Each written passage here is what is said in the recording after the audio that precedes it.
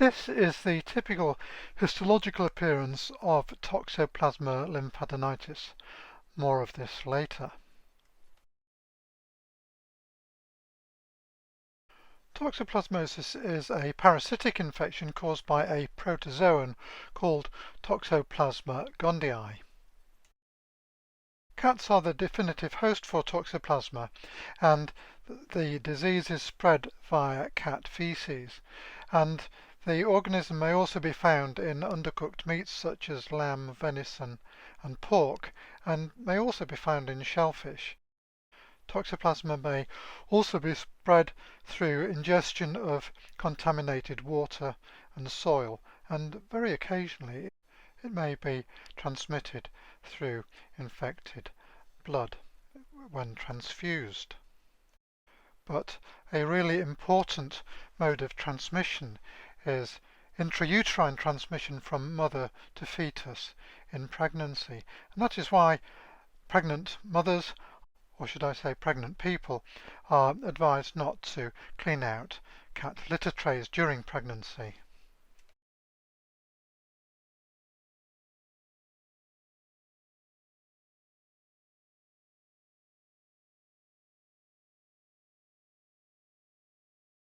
Infection with Toxoplasma is incredibly common. In fact, it is estimated that around a third of the world's population have antibodies to Toxoplasma.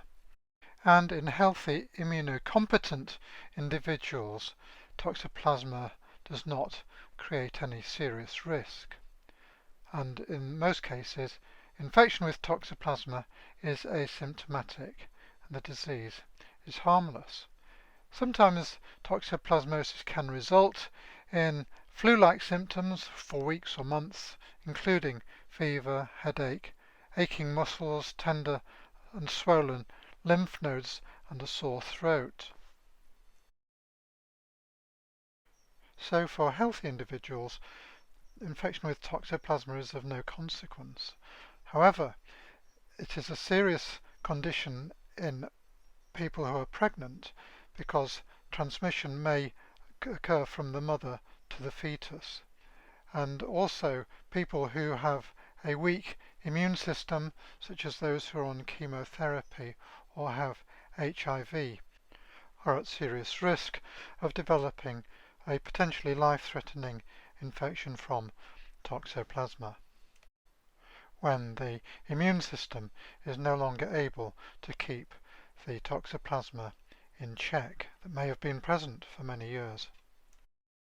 So when Toxoplasma is transmitted from the mother to the fetus, this can result in fetal death and miscarriage, hydrocephalus, encephalitis, chorioretinitis, and congenital microcephaly.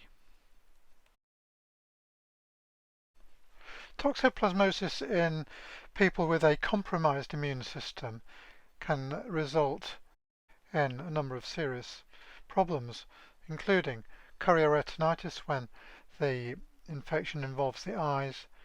When the infection involves the brain, this can cause encephalitis, and cerebral abscesses, particularly in those with HIV. When toxoplasmosis involves the heart, this can result in myocarditis and pneumonitis when it infects the lungs. In otherwise healthy people, a common manifestation of toxoplasmosis is lymphadenitis. It is the cervical and occipital lymph nodes that tend to become enlarged, and histologically changes are seen, including germinal center hyperplasia, poorly defined granulomas adjacent to the germinal centers, and also B-cell hyperplasia in the marginal zone. So here is a low power view of lymph node of Toxoplasma lymphadenitis. Here is a higher power view of that lymph node, and in the center of the picture we are zooming into a hyperplastic or reactive germinal center, typical of Toxoplasma lymphadenitis. And here you can see some rather poorly formed loose granulomas that are present within the lymphoid follicle and also adjacent to the lymphoid follicle. And finally, here is a high power view of the granulomas in this case of Toxoplasma lymphadenitis.